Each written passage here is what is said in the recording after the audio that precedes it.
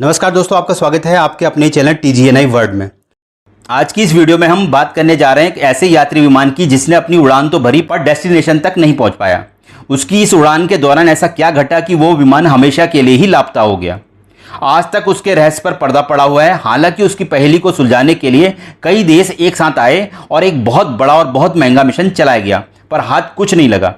बात 8 मार्च 2014 की है। उस दिन 12:42 AM यानी कि रात में मलेशिया के एक यात्री विमान बोइंग 777-200 ने कुआलालंपुर से उड़ान भरी।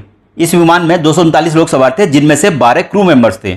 इस विमान को चीन के शहर बीजिंग पहुंचना था और विमान को 27 वर्षीय फर्स्ट ऑफिसर फारिक हामिद उड़ा रहे थे।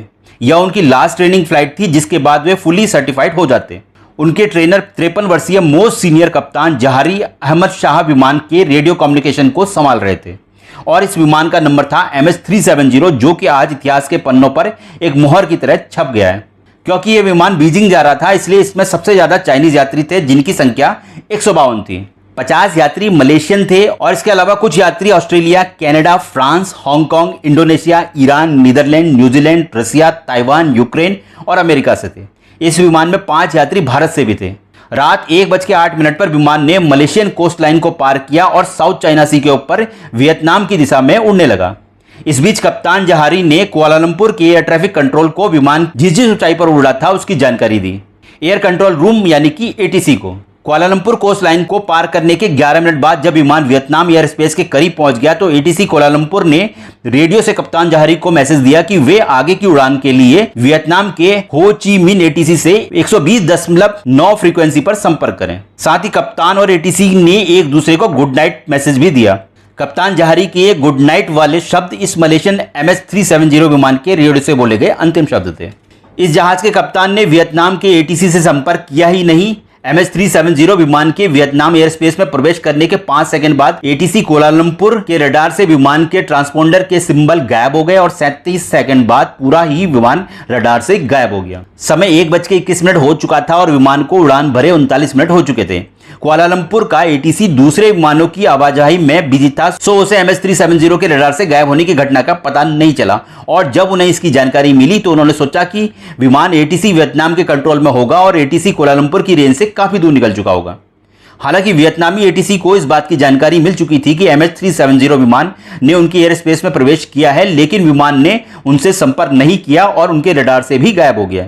कुआलालंपुर और हो ची मिन के बीच हुए समझौते के अनुसार यदि विमान उनके एयर स्पेस में एंटर होने के 5 मिनट बाद तक भी ATC से संपर्क नहीं करता तो उन्हें इसकी सूचना दूसरे ATC पक्ष को देनी चाहिए थी। पर यहां वियतनामी ATC लगातार MS-370 से संपर्क बनाने की कोशिश करता रहा, पर इसकी सूचना कुआलालंपुर ATC को नहीं दी गई कि विमान उनके एयर स्पेस में आया तो जरूर, पर उनसे संपर्क नहीं किया गया और न ही उनके रडार में उसकी कोई जानकारी है। पर जब वियतनामी ATC ने कुआलालंपुर ATC को इस घटना की जानकारी दी तब तक विमान को रडार से गायब हुए 18 मिनट हो चुके थे। उसके बाद जानकारी को हायर अथॉरिटी तक पहुंचने में काफी लापरवाही बरती गई। जिस इमरजेंसी रिस्पांस को 2:30 तक चालू हो जाना चाहिए था वो सुबह 6:32 पर शुरू हुआ और ये वो वक्त था जब विमान को चीन के शहर बीजिंग में लैंड कर जाना चाहिए था। विमान की शुरुआती तलाश मलेशिया और वियतनाम के बीच साउथ चाइना सी का जो हिस्सा पड़ता है वहां से की गई। ये इतना बड़ा सर्च और रेस्क्यू ऑपरेशन था कि इसमें 7 देशों के 34 शिप्स और 28 एयरक्राफ्ट शामिल हुए, पर MS-370 विमान का कहीं कोई पता नहीं चला। जब मलेशियन एयरफोर्स के डेटा को चेक किया गया तो बड़ी चौंकाने वाली जानकारी सामने आई। मलेशियन एयरफोर्स के रिकॉर्ड के अनुसार जब MS-370 ATC के रडार से गायब हुआ था तो उसने अपना रास्ता पूरी तरह से बदल लिया था और वापस मुड़कर साउथ वेस्ट की दिशा में मलय प्रायद्वीप से होता हुआ पिनांग द्वीप पहुंचा और वहां से मलक्का स्ट्रेट से होता हुआ अंडमान निकोबार की तरफ बढ़ा और फिर उसके आगे रडार से गायब हो गया। कहा जाता है कि इस विमान को खोजने में 1 लाख वर्ग किलोमीटर से भी ज्यादा के दायरे को सर्च किया गया। किसी विमान को खोजने का यह इतिहास में अब तक का सबसे लंबा अभियान था। यह सर्च अभियान 3 सालों तक चला पर कुछ हाथ नहीं आया।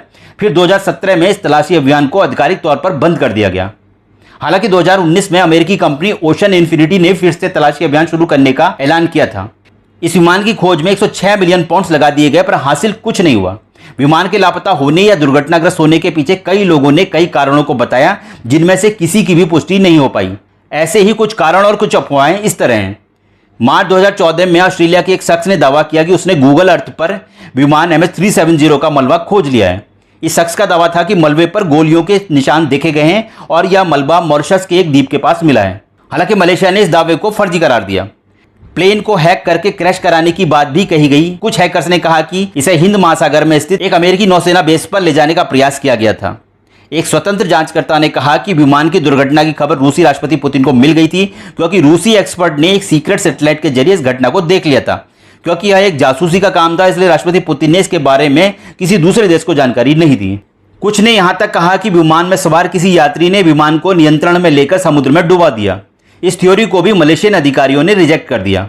किसी ने कहा कि यह बरमूडा ट्रायंगल जैसी घटना है, तो किसी ने यूएस मिलिट्री द्वारा विमान को मार गिराए जाने की बात कही। उत्तरी कोरिया द्वारा प्लेन को हाईजैक कराने की भी अफवाह निकली। एक थ्योरी के अनुसार MS-370 विमान किसी दूसरे विमान की आड़ में रडार से छुपते छुपाते किसी सीक्रेट लोकेशन पर ले जाया गया।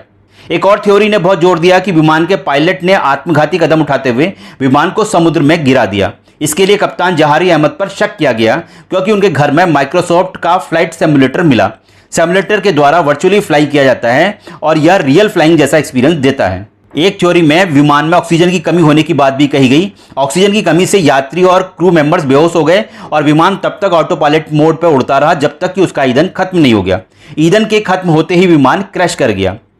एरोस्पेस एक्सपर्ट रिचर्ड ग्रॉडफ्रे के अनुसार विमान ऑस्ट्रेलिया के पर्थ शहर से 1933 किलोमीटर दूर 7 आर्क के रूप में जानी जाने वाली रेखा के समीप समुद्र के अंदर 4000 मीटर की सतह पर है। एक्सपर्ट का मानना है कि उन्होंने दुनिया भर में रेडियो फ्रीक्वेंसी में हुई गड़बड़ी को ट्रैक करके विमान के अंतिम रास्ते का पता लगाया है। कई थ्योरीज आई और कई कारण सुझाए गए, पर मलेशियन विमान MS-370 की यह आखिरी उड़ान एक रहस्य बन के रह गई। आपकी इसमें क्या राय है? क्या यह एक एक्सीडेंट था या फिर इसके पीछे पायलट का आत्मघाती कदम हो सकता है? आपकी इस घटना पर जो भी राय हो कृपया कमेंट्स करके हमें जरूर बताएं। धन्यवाद।